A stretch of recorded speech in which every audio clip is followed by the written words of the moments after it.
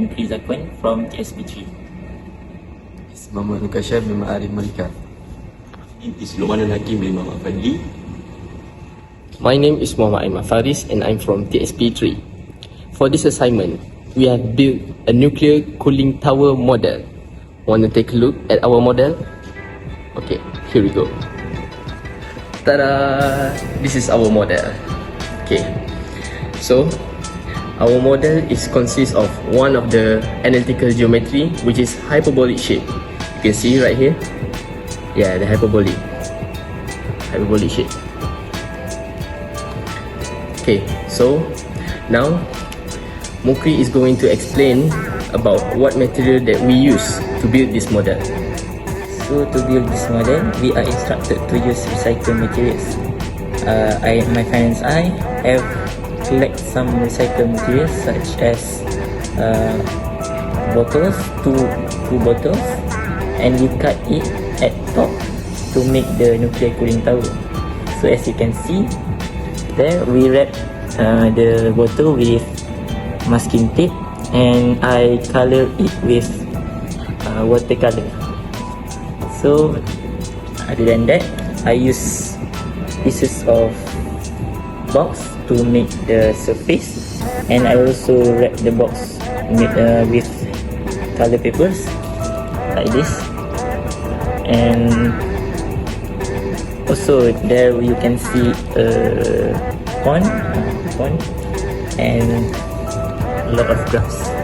So that's it for the nuclear cooling towers, and then I will pass it to Manu to explain about the concept of nuclear cooling tower. So the reason why this model is suitable for the analytical geometry hyperbolic is because it creates difference between the segments of the cooling tower. As you can see here, this segment is big, this is smaller, and this is big. So the reason is it creates a difference of pressure in the segments of this cooling tower, which obeys a physics principle which is called Bernoulli's principle. So Bernoulli's principle states that velocity of a fluid is inversely proportional to its pressure, which means this smaller segment in this cooling tower creates a higher velocity of air, thus creating a lower pressure.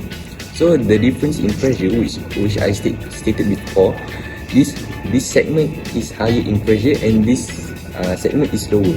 As we know, pressure moves from higher to lower, so which means it eases the airflow to go up and exits the cooling tower, which prevents the nuclear cooling tower from overheating. So that is the reason and the rationale behind this hyperbolic model that we have built for our assignment. For our model, I will pass it to my friend Ukasha. I want to explain about a calculation of hyperbola that related to our project, which is a nuclear reactor. So the graph 1 shows the graph of the nuclear reactor that have a hyperbola shape. So the width of our model is 6 cm. So we assume that the value, we assume that 2a is equal to 6 and a will equal to 3. So we assume that b is equal to 5. So if we want to get a c, we will use the equation of c squared is equal to a squared plus b squared. So when we insert the value of a squared, which is 9, plus the value of b squared, which is 25, we will get the value of c is plus minus of 34. So when we get the value of a, b and c, it will be easier for us to get all of the value for all of the characteristic of the hyperbola. So the first is the equation of hyperbola. As we all know that the standard form of the equation of hyperbola is y squared over a squared minus x squared over b squared equal to 1. So when we insert the value of a and b, our equation of the hyperbola is y squared over 9 minus x squared over 25 equal to 1. Okay, so the second is we want to find the coordinate of the focal in our graph. So the coordinate of the focal is f is equal to o and plus minus c. So in our graph, for the coordinate of first focal is 0 and minus set of 34. And for the second coordinate of the focal is 0 and set of 34. And next is we want to find the vertices.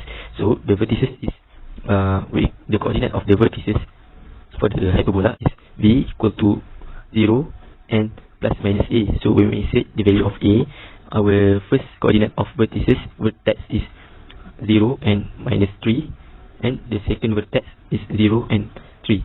So the next is the equation of asymptotes. The equation for asymptotes for the hyperbola is y equal to plus minus a over bs. So in our graph, our first asymptotes, when we insert the value of a and b, we will get y equal to minus 3 over 5s. For the second asymptote is y equal to 3 over 5s.